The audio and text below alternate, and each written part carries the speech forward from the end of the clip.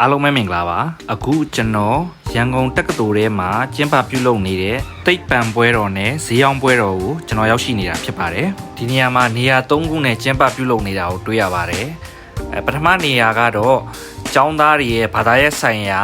ဌာနတစ်ခုချင်းစီအလိုက်ဆိုင်ကန်းလေးတွေဖွင့်ပြီးတော့ဈေးရောက်တာကိုတွေ့ခဲ့ရတယ်နောက်တစ်ခုကတော့တက္ကသိုလ်ပေါင်းစုံအစားအသောက်တွေချက်ပြီးတော့ဆရာမတွေကိုယ်တိုင်ပြိုင်နေတာကိုလည်းတွေ့ခဲ့ရတယ်နောက်ဆုံးတနေရာကတော့တိုင်းရင်းသားရိုးရာအစားအစာတွေမျိုးစုံကိုလည်းတနေရာထားပြီးတော့ကျင်းပရောင်းချနေတာကိုတွေ့ခဲ့ရပါတယ်အခုကျွန်တော်ပထမဆုံးဘာသာရေးဆိုင်ရာဌာနများအစားအသောက်ရောင်းတဲ့ဆိုင်ကန်းတွေကိုရင်ဆုံးသွားကြည့်မှာဖြစ်ပါတယ်ပထမဆုံးတွေ့ရတဲ့ဌာနကတော့အသီးတွေချူရည်တွေရောင်းနေတဲ့ရုက္ခဗေဒဌာနပဲဖြစ်ပါတယ်ဒီဌာနကကျွန်တော်တက္ကသိုလ်တက်တုန်းကကျွန်တော်ရဲ့မေဂျာဌာနလည်းဖြစ်ပါတယ်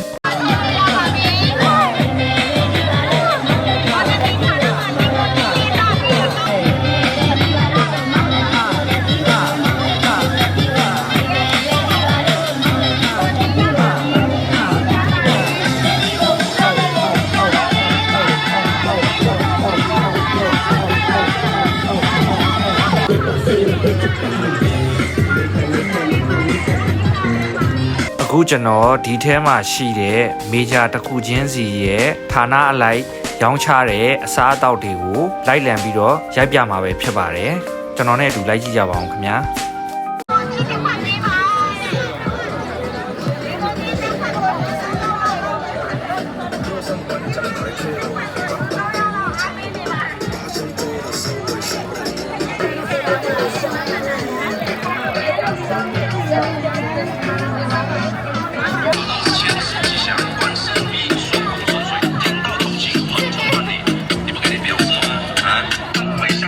ရပါရောက်လာလေဗျာဟုတ်ကဲ့ပါ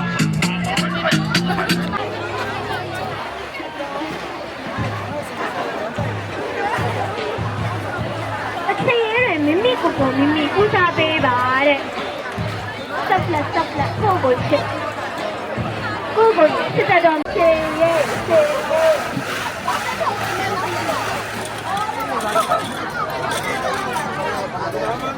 ကျေဝါမှာလားဟာအဲ့လိုမပြောပါနဲ့ဟာကျေဝါမှာ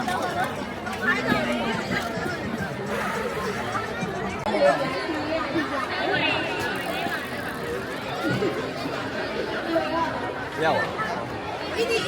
အေးလာမခါလေးကီဝီကောင်းတယ်ကီဝီဟုတ်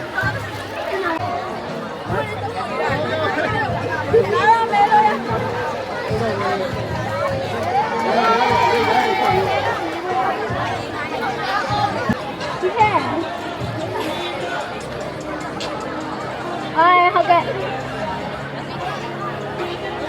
ကဲဗာလေးမေးချင်လိုက်ရှင်စီးပွားရေးဒါပဲလုပ်ငန်းကိုင်ငန်းနေမလာကင်တော့ဝယ်လို့ရှိရင်ဒါရုပ်တွေချစ်ကဖီးရပါမယ်အစာစိတ်တက်နိုင်တဲ့ချင်းနဲ့အစာအသောက်တတိထားရ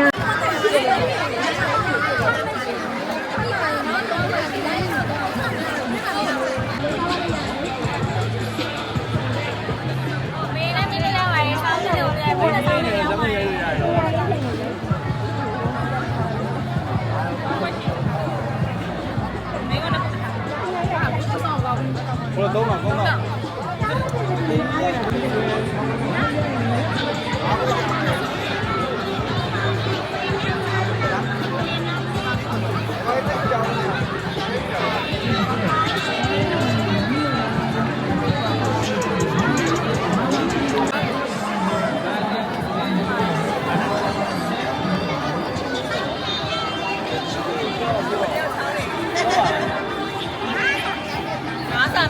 ငါးစာမရောက်သေးဘူးသားရတော့ငါးစာလာတော့မယ်ဟောလာတော့မယ်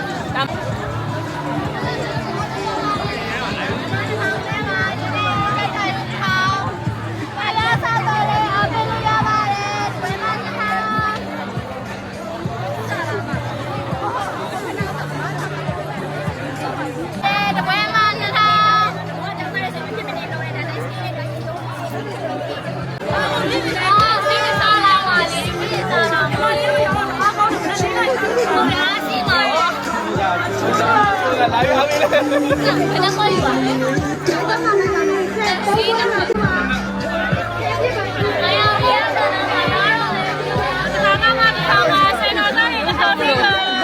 အခုကျွန်တော်ဆိုင်ကန်းတွေကိုပတ်ကြည့်ရင်းနဲ့ဒီမှာအယုတ်ကောက်တဲ့ဆက်တွေ့တော့ဒါကျွန်တော်ရဲ့ favorite ဖြစ်ဆုံးကစားနည်းပဲဖြစ်ပါတယ်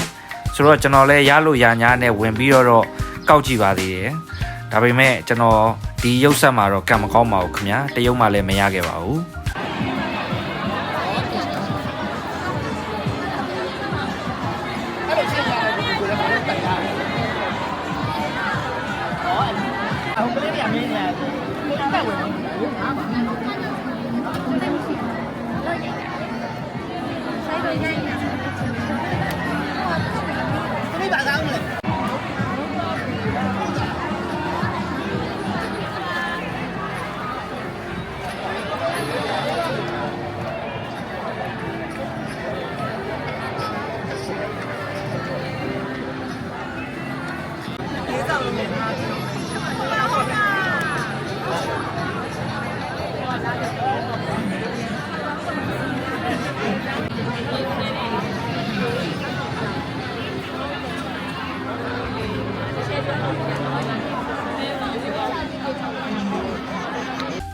အခုမြင်ခဲ့ရတဲ့ဆိုင်ငန်းတွေကတော့ဘာသာရေးဆိုင်ရာဌာနအလိုက်အသီးသီးရောင်းချတဲ့ဆိုင်ငန်းတွေပဲဖြစ်ပါတယ်အခုနောက်ထပ်ကျွန်တော်တိုင်းရင်းသားရွေးရစားစာရောင်းချတဲ့ဆိုင်ငန်းတွေကိုတွားရောက်မိစမ်းကြည့်အောင်မှာပဲဖြစ်ပါတယ်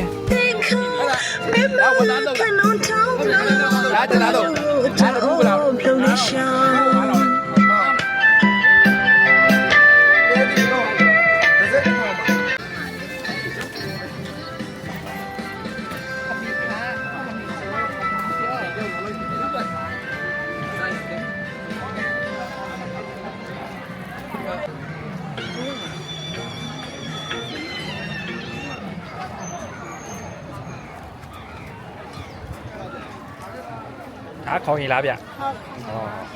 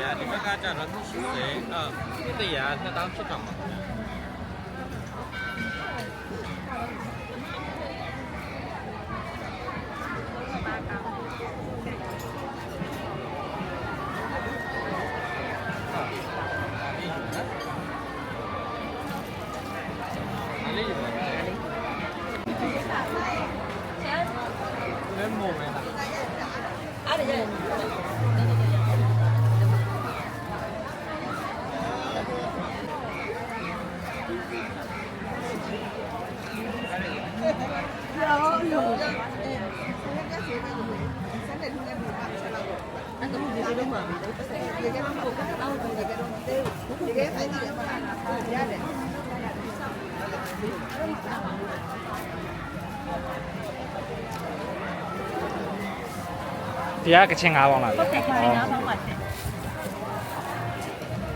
ပြရမှာရှင်ပြဟောလူလီပေါင်းထားပါတယ်အရန်ရအချင်းကဆက်တရားကြတော့ဒါဘယ်တော့ကလှုပ်ထားရလဲအဲ့ဒါကဒီမနေ့ကပဲလှုပ်ထားတာကပြန်ပေါင်းပြီးမှပြန်ဖက်နဲ့ပြန်กินထားတာပါဟုတ်ကဲ့ဒီမှာစားကြလို့ပဲလည်းလက်လက်ဆက်လေးပါဒီမနေ့မှလှုပ်ထားတာပါမနေ့အစောကြီးထားပြီးမှဟုတ်ကဲ့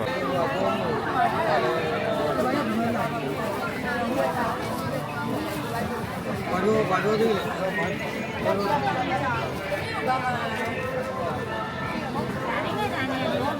အခုဒါကတော့တက္ကသိုလ်ဘောင်းဆောင်ကဆရာမတွေကိုယ်တိုင်ချက်ပြုတ်တဲ့အစားအသောက်ခင်းလျာတွေကိုပြိုင်မဲ့ boost တွေပဲဖြစ်ပါတယ်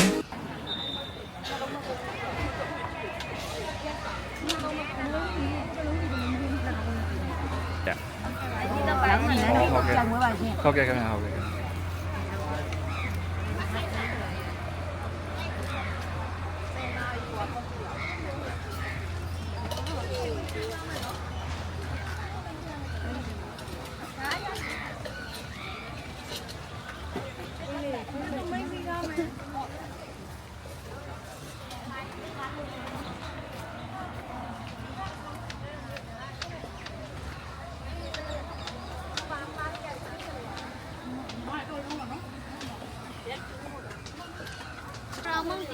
ဟုတ်ကဲ့ဟုတ် စိတ်ပင်းချုံလေးပါ ဟုတ်ကိုရငင်းရဆိုမေးကြည့်ရ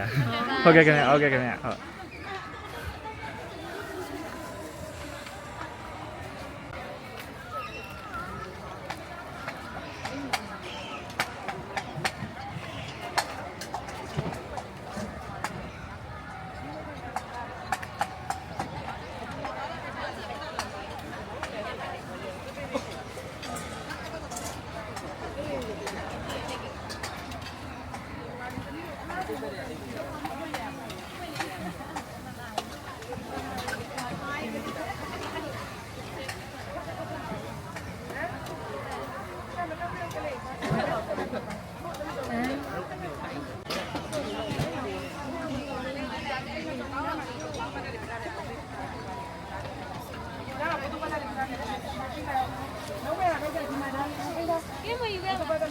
နေအောင်ခဏလေးစေးအောင်မထဲစေးတော့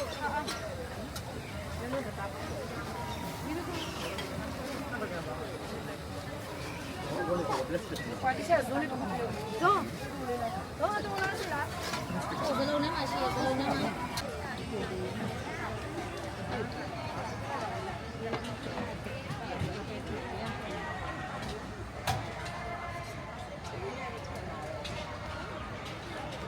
အခုနောက်ဆုံးကျွန်တော်ရန်ကုန်တက္ကသိုလ်ထဲမှာရှိတဲ့အထင်ကြီးရနေရာတွေကိုလိုက်ပြီးတော့ရိုက်ပြမှာပဲဖြစ်ပါတယ်ဒါပြီးရင်တော့ကျွန်တော်ရဲ့ blog လေးကိုဒီနေရာမှာပဲအဆုံးသတ်မှာဖြစ်ပါတယ်